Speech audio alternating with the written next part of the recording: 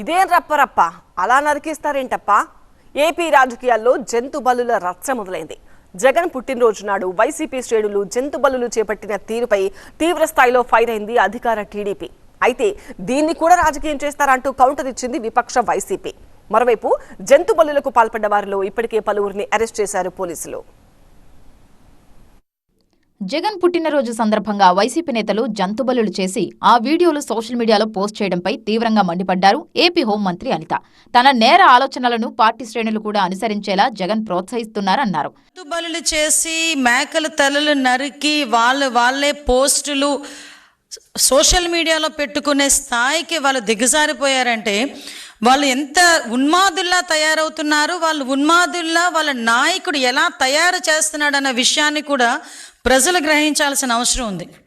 ఈరోజు మనం చూస్తానండి, కళ్యాణ్ దుర్గం, ఉరవకొండ, సింగనమల్ల, రాప్తాడు, కదిరి, పుట్టపర్తి, ధర్మవరం, కుప్పం, గోపాల్పురం ఇలా కాన్స్టిట్యున్సీలు చూసుకుంటే ఇన్ని కాన్స్టిట్యున్సీల్లో అతని పుట్టినరోజుల సందర్భంగా జంతు బలులు చేసి వాటి తాలూకా మూగజీవాల తాలూకా ఉసురు తీసుకోవటమే కాకుండా ఇది తప్పు అని చెప్పిన వాళ్ళని కూడా తిరిగి వాళ్ళ మీద దాడి చేయటం.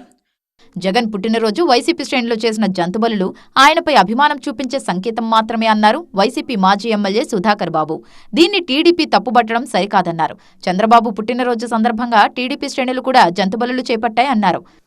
తన నాయకుడి యొక్క పుట్టినరోజు రోజు తన అభిమానాన్ని తన నాయకుడికి ప్రదర్శించడానికి ఆ అభిమాని ఎంచుకున్న మార్గమే రక్తాభిషేకం లేదా రక్తాన్ని ఆయన ముఖం ఆయన ఫ్లెక్సీ మీద పెట్టి ప్రేమని అభిమానాన్ని చూపించే కోణం. దాన్ని చంద్రబాబు నాయుడు గారు తప్పుపట్టారు. ఇదేంది ఇది? ఒక పుట్టినరోజు రోజున రక్తార్పణలు చేయటం ఏంటి, అభిషేకాలు చేయటం ఏంటి, బలులు ఇవ్వటం ఏంటి అని అన్నారు. మరి ఈ సంబడం ఏంటి? మరి చంద్రబాబు నాయుడు సంబడం చూపించాయా? చంద్రబాబు నాయుడు యొక్క రాజకీయాలలో మరి చంద్రబాబు నాయుడు బర్త్డే రోజున ఆయన అభిమానులు ఇచ్చిన బలి అర్పణలు. మొత్తానికి జంతుబలుల వ్యవహారం ఇప్పుడు అధికార విపక్షాల మధ్య రాజకీయ రగడకు కారణమైంది.